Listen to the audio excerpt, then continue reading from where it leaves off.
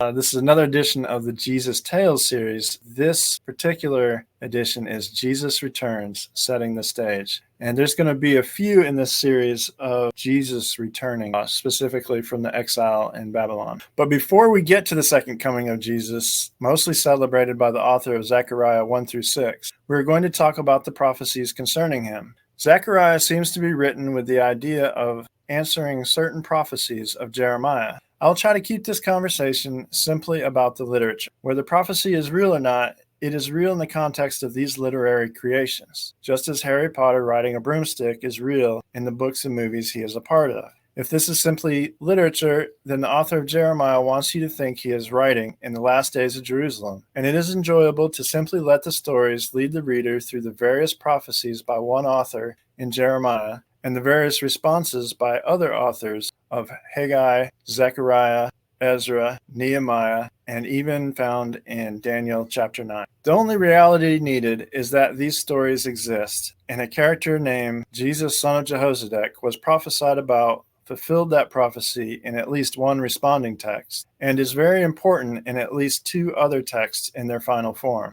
I will eventually posit that Ezra and Nehemiah contain evidence of having been more focused on Jesus than their present version. But this is not a position on the historicity of the return from the exile, a Zerubbabel, a Jesus Jehozadak, an Ezra, or a Nehemiah. This is just literature. Jeremiah gets rejected by his own people. The people of Jeremiah's hometown reject him when he preached to them in chapter 11, verse 19. But I was like a gentle lamb led to the slaughter, and I did not know it was against me that they devised schemes, saying, let us destroy the tree with its fruit.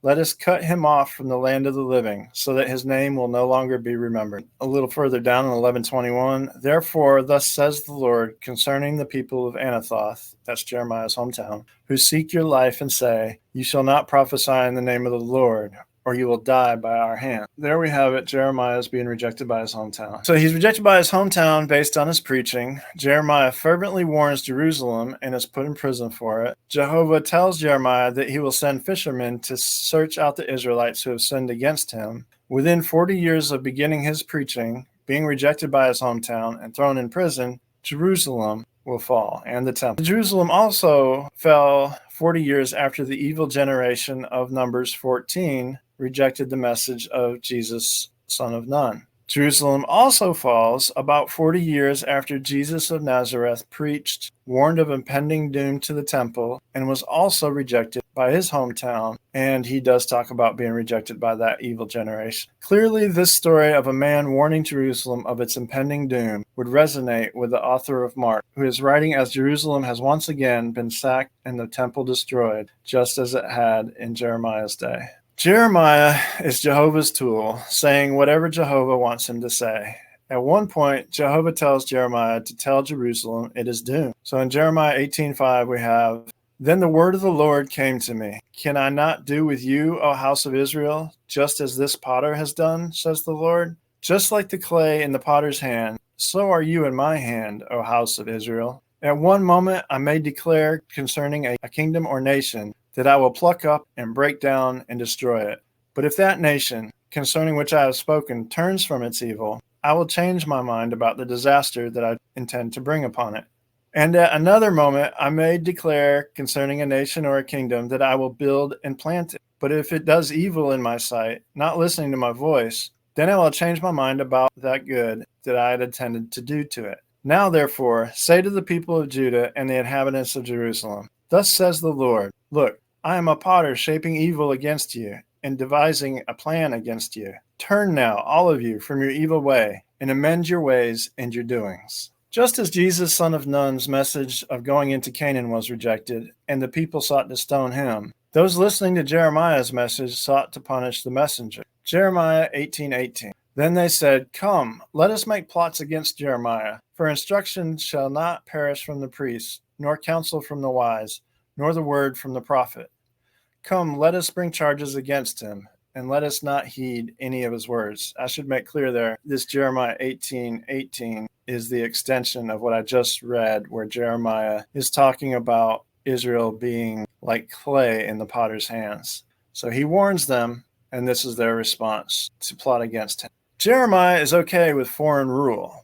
He calls Nebuchadnezzar the servant of Jehovah. There's three examples of this. In Jeremiah 25:9, we have King Nebuchadnezzar of Babylon, my servant. In 27:6, this is Jehovah speaking, King Nebuchadnezzar of Babylon, my servant. And Jeremiah 43:10, my servant, King Nebuchadnezzar of Babylon. And these are all from the NRSV. The NRSV uses the various versions of the name of the king of Babylon that we see here, with that N being replaced by an R. I pasted a link so that you can look up the fact that this is all referring to the same king of Babylon. So Jeremiah tells the king of Judah to give in to Nebuchadnezzar in order to save his own life. This is an example of one who wants to save his life but loses it. Thus says the Lord, the God of hosts, the God of Israel, if you will only surrender to the officials of the king of Babylon, then your life will be spared, and this city shall not be burned with fire, and you and your house shall live. Jeremiah implores the king of Jerusalem to give in to the foreign ruler. Thus says the Lord, those who stay in this city shall die by the sword, by famine, and by pestilence. But those who go out to the Chaldeans shall live. They shall have their lives as a prize of war and live.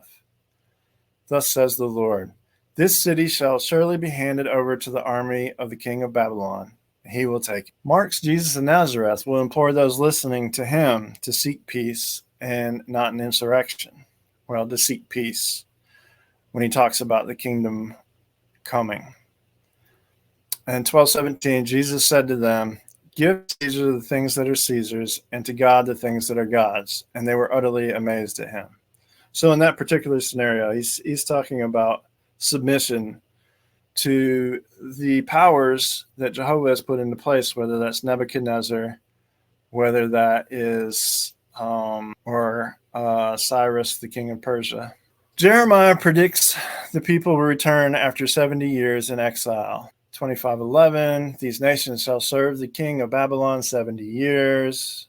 Next verse, after 70 years are completed, I will punish the king of Babylon. A few chapters later, only when Babylon's 70 years are completed will I visit you, and I will fulfill to you my promise and bring you back to this place. Not only is Nebuchadnezzar a foreign ruler that Jehovah is using as a tool, but the return of the people after the exile will be dependent on another foreign ruler, also appointed or anointed by Jehovah.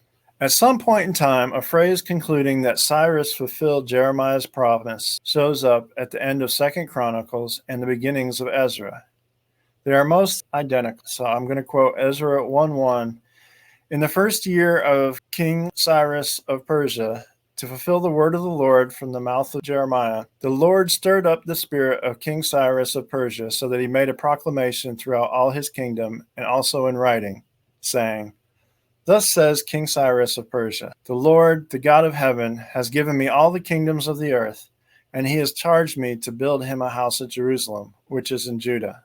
So Jeremiah seems to clearly be talking about Cyrus's proclamation when he is predicting the 70 years of exile coming to an end and Judah being restored. Jehovah is using both Nebuchadnezzar and Cyrus. These great emperors are used by Jehovah and are not necessarily the enemy of the people who worship Jehovah. This is a feature of Jesus of Nazareth, who says to give to Caesar what is Caesar's and to God what is God's. Somebody has to lead the Judahites back to a restored promised land. Jeremiah compares this task to what Moses and Jesus none did in the Exodus and conquest. Jeremiah repeats this comparison. He does it once in chapter 16 and once in chapter 23. And they're almost exactly identical. I'll read the first one. The second one's almost identical. Therefore, the days are surely coming, says the Lord, when it shall no longer be said, as the Lord lives who brought the people of Israel out of the land of Egypt. But as the Lord lives who brought the people of Israel up out of the land of the north and out of all the lands where he had driven them. For I will bring them back to their own land that I gave to their ancestors. Jeremiah even names the leader who will return with the exiles. Again, he repeats this prophecy, once in connection to the promise in the previous slide. There, one instance of the comparison with the Exodus conquest is chapter 23, verse 7. One verse earlier, we have 23:6. In his days, Judah will be saved, and Israel will live in safety. And this is the name by which he will be called, Jehovah is our righteousness. 10 chapters later, 33:16. In those days, Judah will be saved, and Jerusalem will live in safety. And this is the name by which it will be called. Jehovah is our righteousness. So what kind of name is that? It sounds more like a phrase. In the translation of the Greek Septuagint by Lord Brenton, we have 23:6. In his days, both Judah shall be saved, and Israel shall dwell securely. And this is his name, which the Lord shall call him, Josedek among the prophets. This is the man usually translated to Josedek in Ezra and Nehemiah, and Jehozadak in 1 Chronicles 6, Haggai, and Nehemiah. Jehozadak is usually translated as Jehovah is righteous. He is the father of Jesus, who leads the people back from exile in Ezra and Nehemiah. So what about the line of David if Jesus is leading the people back from the exile? Jeremiah 23:5, the days are surely coming, says the Lord, when I'll raise up for David a righteous branch, and he shall reign as king and deal wisely, and shall execute justice and righteousness in the land.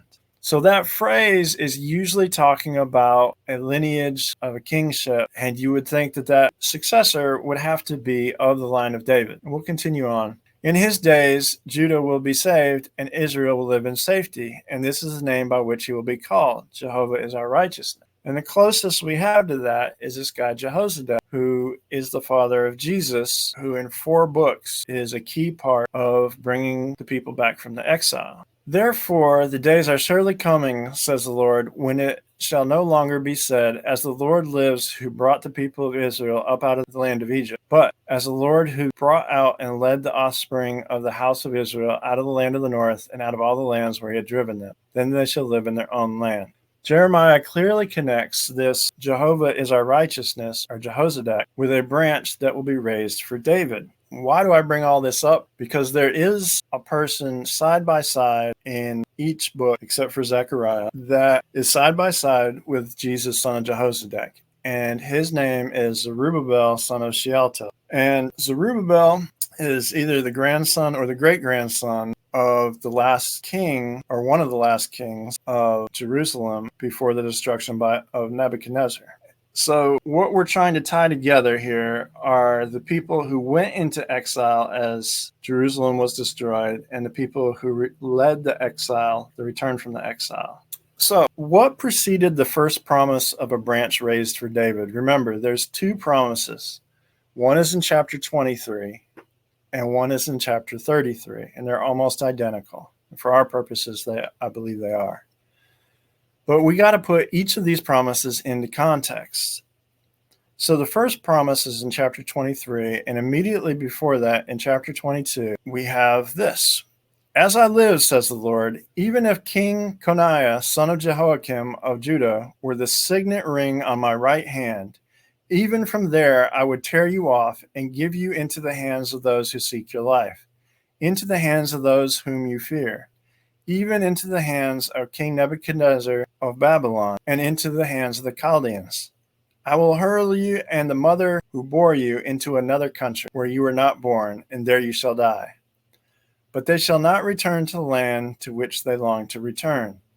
Is this man Coniah a despised broken pot, a vessel no one wants?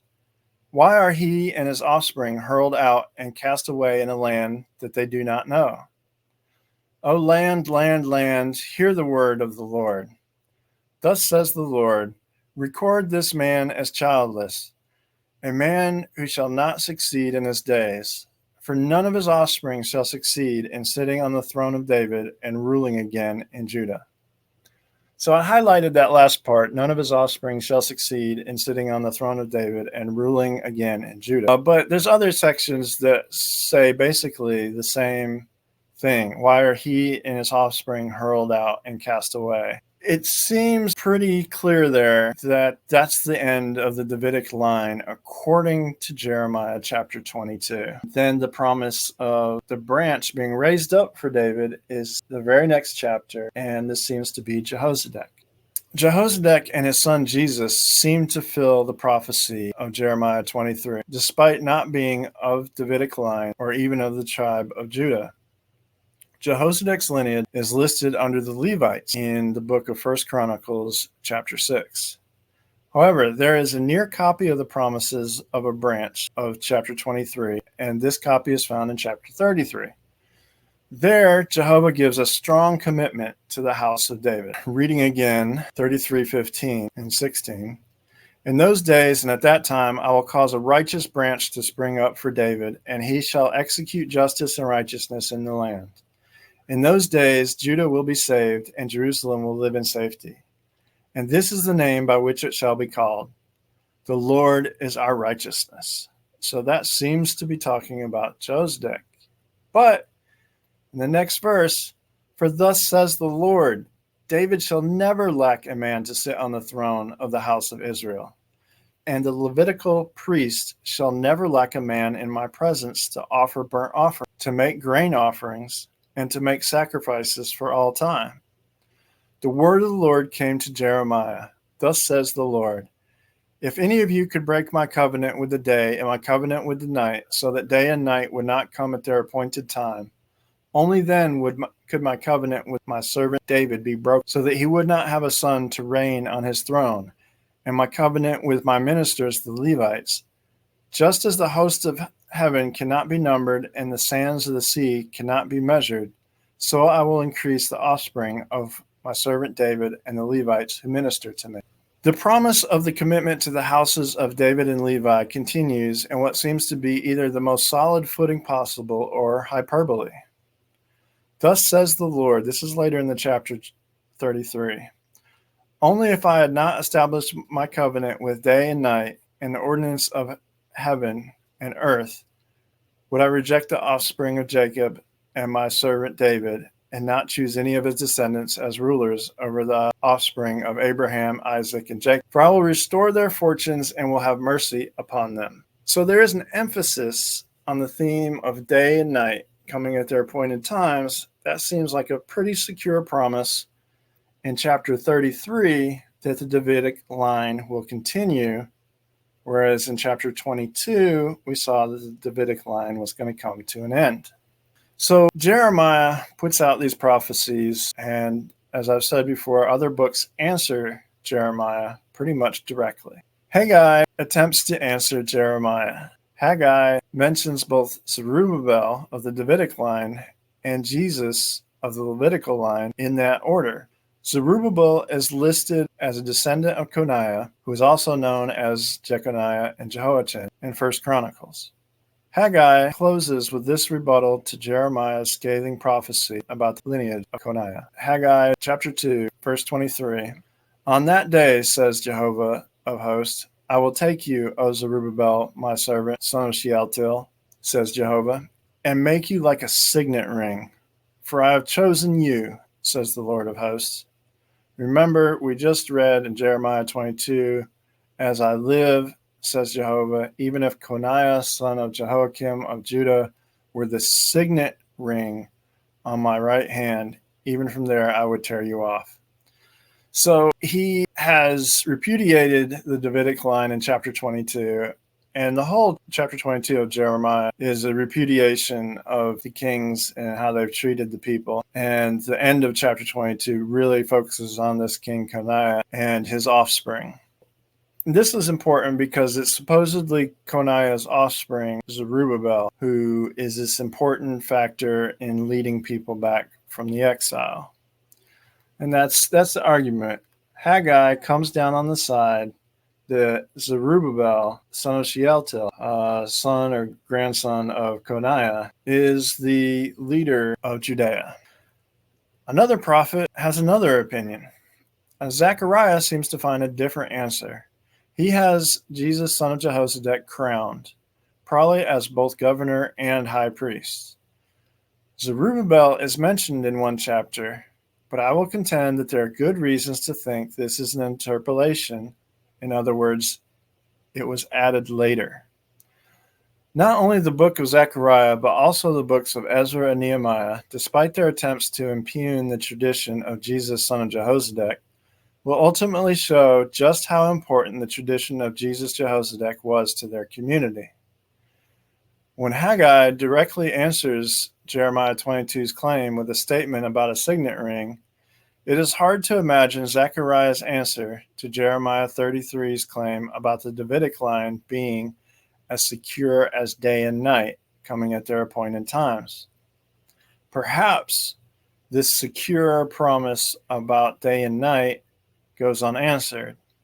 However, in Zechariah 14:7, we have, "And there shall be continuous day, it is known to the Lord, not day and night. For at evening time there shall be light." I'm not sure if that verse qualifies as a repudiation of the promise in Jeremiah 33. About Jeremiah 33, another aspect of this, remember, Jeremiah 22 promises the end of the Davidic line, and then the next chapter promises a branch raised up to David, and it seems to be Jehozadak, who's a Levite. In Jeremiah 33, we have the same promise of a branch brought to the line of David, but his name seems to be Jehozadak, who is, for all intents and purposes, for all the genealogies we have, a Levite. What did the New Testament authors read when they read the Septuagint? Jeremiah 33:14 through 26, this is the promises that secure the Davidic line as long as there's night and day in their proper place. This is not found in the Greek version of the Bible called the Septuagint. The Septuagint's version of Jeremiah is probably the most rearranged book compared to the Masoretic tradition out of all the books of the Old Testament. The prophecies against the nations, chapters 46 through 51, come much earlier in the Septuagint. They come in chapters 25 through 30. And so the displaced material goes later in the Septuagint. So what would be chapter 25 gets moved all the way to chapter 31 or 32. And so there's a 7-chapter difference. There are other differences. I'm not trying to explain all the differences between the Septuagint and the Masoretic versions of Jeremiah. But one is that everything gets rearranged. And so when we're looking for the second promise in Jeremiah 33, it's not there. 33:14 through 26 of the Masoretic text has this promise. And when we go looking in the Septuagint, we look in chapter 40, which is word for word with chapter 33 until it just cuts off after verse 13. And verse 14 all the way through 26 is the promise of the branch and the promise of the Davidic lineage. All that's missing from chapter 40 in the Septuagint, which is much shorter than chapter 33 of the Masoretic. There should be a 40:14 through 26 in the Septuagint that contains everything from 33:14-26 in the Masoretic, but it simply does not exist. So anyone reading the Septuagint version of Jeremiah, like the New Testament authors,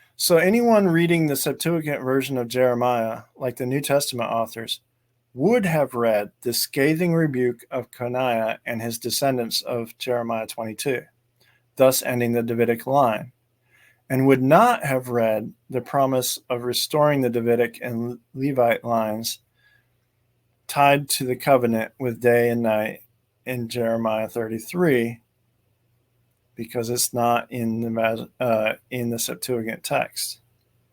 It is interesting to note this. It is probably important to the argument of Zerubbabel versus Jesus Jehozadak as a messianic figure. However, it is enough at this time to note that Haggai supported Zerubbabel as the leader primarily, and Zechariah supported a different Judean Messiah leading the people back from Babylon. In particular, Zechariah crowns Jesus Jehozadak. Jeremiah can be seen as a bridge between two Jesuses. Jesus Nun, who first brought Israel into the Promised Land, and Jesus Jehozadak, who led those returning from exile. This interpretation is especially found in Zechariah.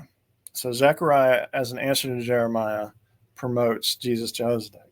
Haggai promotes Zerubbabel as an alternative, and Ezra and Nehemiah seem to promote Cyrus as the Messiah and themselves as answers to the problems at hand. In other words, Ezra and Nehemiah are the leaders who are sent to establish how Jerusalem should be ruled. Jeremiah is also a bit of a pattern for Jesus of Nazareth, while at the same time reflecting Jesus, son of Nun. All three were rejected by their people to the point of threatening death. All three saw Jerusalem destroyed in 40 years of their initial warning not to reject God. Mark is writing after the destruction of Jerusalem and the temple, which is precisely what Jeremiah witnessed over 600 years prior. If you are curious about the backstory of Christianity, then I think my material will prove valuable. If you have any questions, please write them down below or send them to me at vpwvpw123@gmail.com. Questions do help me refine my hypothesis. I have scheduled myself to post every other Sunday by 3 p.m. to investigate further on this subject matter, and this subject matter only: the literary sources of first century Jesus tales.